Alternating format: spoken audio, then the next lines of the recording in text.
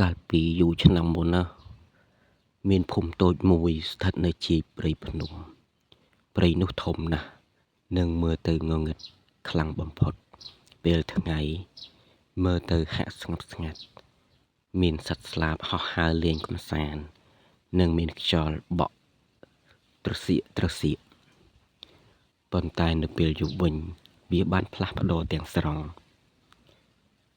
សំឡេងខ្លាចម្លែកឮចេញពីព្រៃជ្រៅនេះហើយមនុស្សក្នុងភូមិជាច្រើនអ្នកបាននិយាយថានៅក្នុងព្រៃនេះមានខ្លាធំមួយដែលគ្មាននរណាហ៊ានទៅជិតវាទេចាស់ក្នុងភូមិគេតែងនិយាយថាខ្លានោះមិនមែនជាសត្វខ្លាធម្មតាទេវាគឺជាព្រាយខ្លាដែលអាចបំលែងខ្លួនជាមនុស្សបានក្នុងភូមិនោះមានយុវជនម្នាក់ឈ្មោះចន្ទរាគាត់ជាព្រានព្រៃដែលចូលទៅព្រៃនោះជាញឹកញាប់ចន្ទរាជាមនុស្សក្លាហានហើយមិនសូវជឿរឿងខ្មោចព្រាយឡើយថ្ងៃមួយខណៈពេលគាត់ដើរបាញ់សត្វនៅព្រៃជ្រៅគាត់បានឃើញអ្វីមួយចម្លែកនៅទីនោះនៅក្បែរបឹងតូចមួយមានស្រីស្អាតម្នាក់អង្គុយលើថ្មនាងស្លៀកសម្លៀកបំពាក់ពណ៌សសក់វែងដល់ចង្កេះហើយមើលទៅស្រស់ស្អាតខ្លាំងណាស់ចន្ទរាភ្ញាក់ផ្អើលព្រោះគាត់មិនដែលបានឃើញនាងក្រមុំម្នាក់នោះពីមុនឡើយគាត់បានសួរទៅនាងថាតើប្អូនស្រីជានរណាហេតុអ្វីបានជាមកអង្គុយនៅទីនេះតែម្នាក់ឯងនាងក្រមុំនោះញញឹមស្រាលហើយនិយាយថាខ្ញុំឈ្មោះលីណាខ្ញុំបានវង្វេងផ្លូវទើបខ្ញុំមកដល់ទីនេះចន្ទរាមានចិត្តអាណិតហើយនាំនាងត្រឡប់ទៅភូមិវិញចាប់ពីថ្ងៃនោះមកលីណាបានរស់នៅក្នុងភូមិ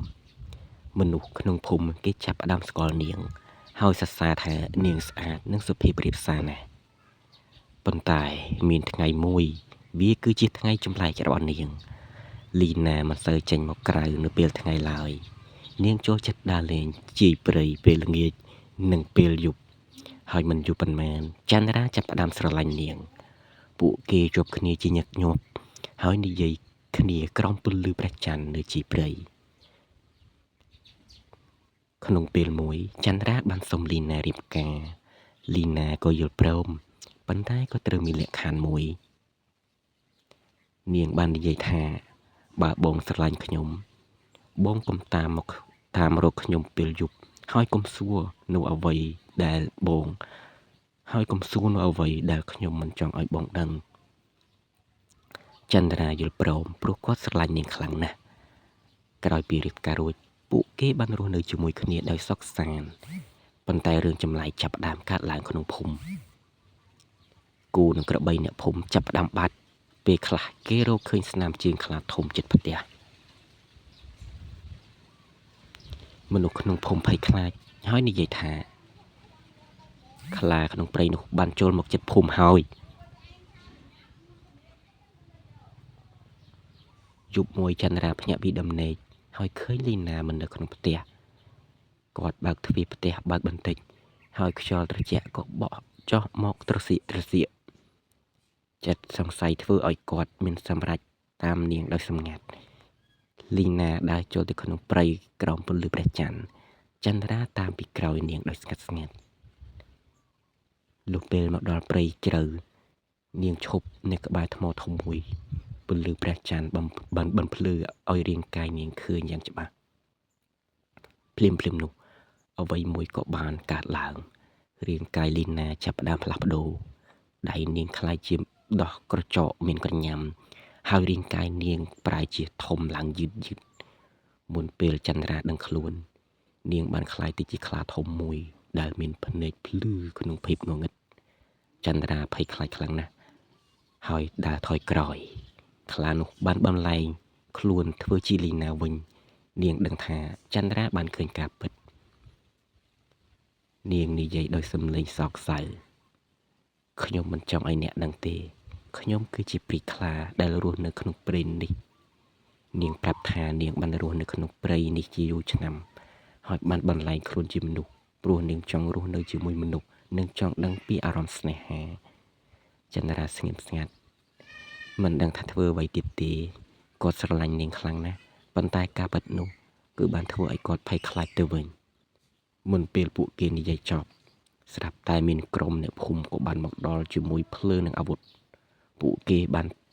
យាស្នាបាញ់ប្រហារខ្លាមកដល់កន្លែងនេះតែម្ដងពេលពួកគេឃើញលីណាបន្លែងជាខ្លាពួកគេស្រែកថាសម្លាប់វាចន្ទរាឈរនៅមុខពួកគេហើយព្យាយាមការពារនាងលីណាមើលទៅគាត់ដោយភ្នែកពោពេញដោយទឹកភ្នែក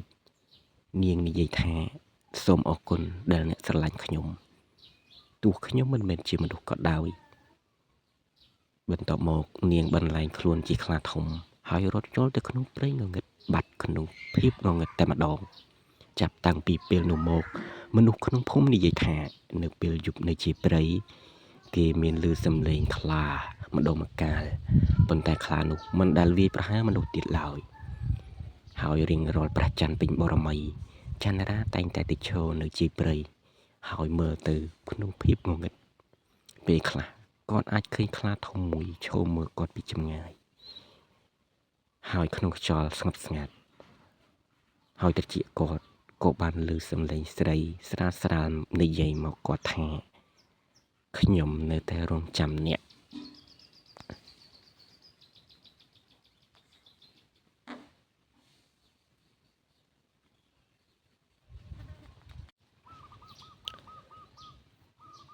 បន្ទាប់ពីយប់នោះដែលលីណាបានបន្លែងជាខ្លាហើយរត់ចូលទៅក្នុងព្រៃងងឹតមនុស្សក្នុងភូមិគិតថា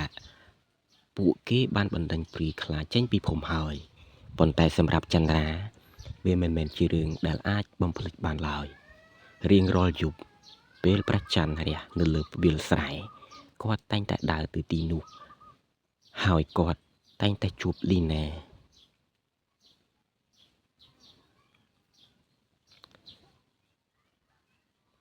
រៀងរាល់យប់ពេលព្រះច័ន្ទរះលើវាលស្រែគាត់តែងដើរទៅជីព្រៃដែលគាត់ធ្លាប់ជួបលីណាខ្យល់បក់តាមដើមឈើឬសូររំជួយហើយព្រៃមើលទៅងងឹតដូចជាមានអ្វីមួយកំពុងមើលមនុស្សពីក្នុងភាពងងឹតយប់មួយខណៈចន្ទរាឈរមើលទៅក្នុងព្រៃស្រាប់តែមានសំឡេងខ្លារអ៊ូស្រាលៗពីចម្ងាយចន្ទរាដឹងភ្លាមថាវាមិនមែនជាខ្លាធម្មតាទេគាត់ដើរចូលទៅក្នុងព្រៃដោយមិនខ្លាចពេលដល់ក្បែរបឹងដែលពួកគេធ្លាប់ជួបគ្នាគាត់ឃើញខ្លាធំមួយឈរនៅក្រោមពន្លឺព្រះច័ន្ទភ្នែកវាភ្លឺក្នុងភាពងងឹតប៉ុន្តែខ្លានោះវាមិនវាយប្រហារគាត់ឡើយភ្លាមនោះរាងកាយខ្លានោះចាប់ផ្ដើមបំលែងយឺតហើយคล้ายជារូបមនុស្សវិញវាគឺជាលីណាចន្ទរាដើរចូលទៅចិត្តដោយចិត្តរំភើបអូនត្រឡប់មករកបងវិញហើយលីណាញញឹមស្រាលប៉ុន្តែភ្នែកនាងមើលទៅសោកសៅណាស់នាងនិយាយថាអូនមិនអាចនៅឆ្ងាយពីបងបានទេចាប់ពីពេលចាប់យប់នោះមកពួកគេចាប់ផ្ដើមជួបគ្នាដោយសម្ងាត់នៅក្នុងព្រៃប៉ុន្តែអ្វីមួយអាក្រក់កំពុងកើតឡើងក្នុងភូមិសត្វចិញ្ចឹមចាប់ផ្ដើមបាត់និងមានមនុស្សខ្លះឮសំឡេងខ្លាខ្លាំងនៅជិតផ្ទះមនុស្សក្នុងភូមិចាប់ផ្ដើមនិយាយថាខ្លាព្រៃនឹងត្រឡប់មកវិញហើយ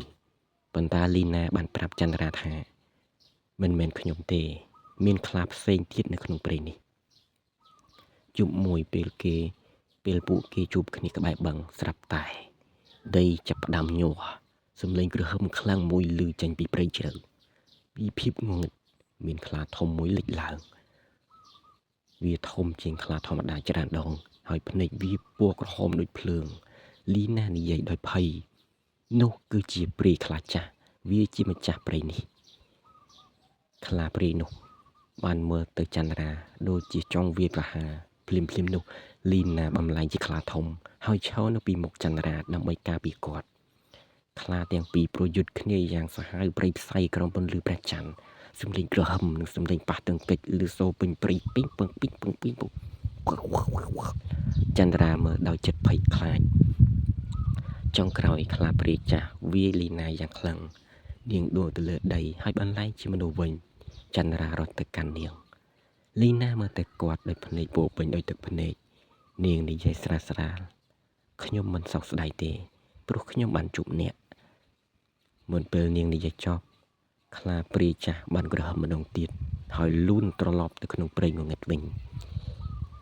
នៅក្រោមពន្លឺព្រះច័ន្ទចន្ទរាអង្គុយកាន់ដៃលីណារាងកាយនាងចាប់ផ្ដើមបំលែងជាខ្លាតូចមួយមុនពេលបាត់ទៅក្នុងព្រៃនាងនិយាយជាលើកចុងក្រោយបើមានជាតិក្រោយខ្ញុំចង់កាត់ជាមនុស្សហើយរស់ជាមួយបងខ្លាតូចនោះរត់ចូលទៅក្នុងព្រៃបាត់នៅក្នុងភាពងងឹតចាប់តាំងពីថ្ងៃនោះមកមនុស្សក្នុងភូមិនិយាយថានៅពេលព្រះច័ន្ទពេញបរមីអ្នកភូមិអាចឃើញខ្លាតូចមួយឈរនៅជីព្រៃហើយមើលមកក្នុងភូមិដូចជាកំពុងរងចាំនរណាម្នាក់ហើយខ្យល់ក៏បានស្ងប់ស្ងាត់ហើយអ្នកដែលបានឮសំឡេងស្រីស្រស់ស្រាលនោះក៏បានឮនិយាយមកថាចន្ទរាខ្ញុំនៅទីនេះ